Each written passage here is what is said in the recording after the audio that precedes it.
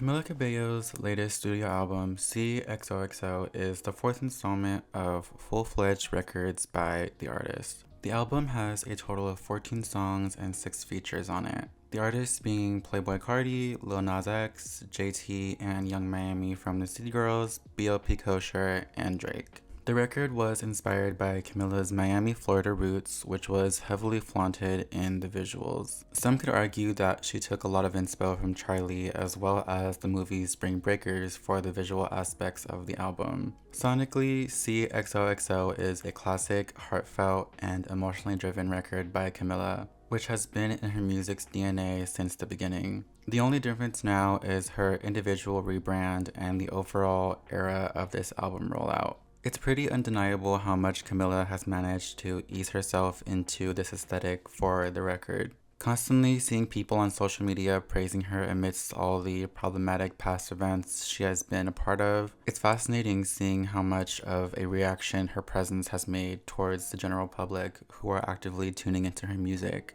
There's no denying her previous A-list celebrity status when pushing this album's debut across well-known music publications either.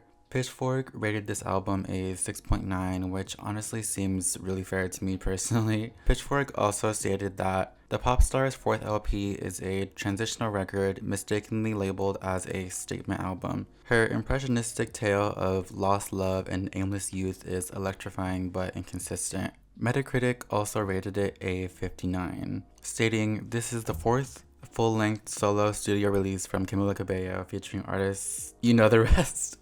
A comment in the review section of this post stated that XOXO isn't Cabello's brat moment. A lack of refinement and direction is the burning issue at play here, but she has succeeded in making an inherently fun record, rating it a 70. I can definitely understand their frustration with the lack of direction in this album, but I almost feel like that's the point. The aesthetic of the album is Spring Breakers, Miami, just crazy shit happening overall. But with the music being involved, it still provides that humane aspect to all the madness represented in this era or in that particular time period in Camilla's life. That's just my 2 cents on it, but I'm sure everyone who is curious about this album and her portrayal of this album's era or its rollout will have their opinions on it. Personally, I try not to pay attention to lyrics, really just because sometimes I feel it distracts from the vibe of the music as a whole. Instrumentally and vocally, it felt like a fun, youthful, and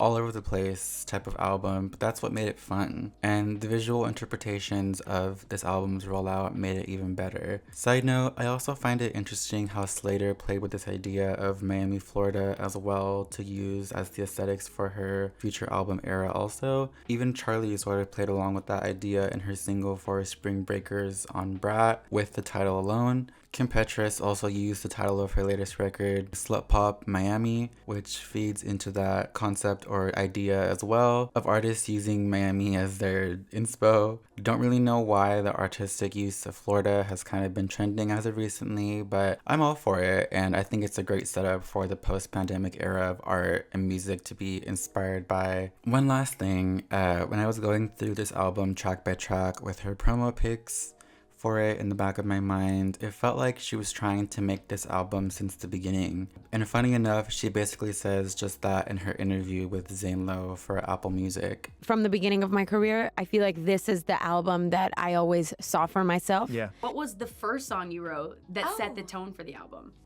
There's a song called Chanel No. 5. The point of view of just like the voice of the album as a writer, that is like the voice of the character of XOXO.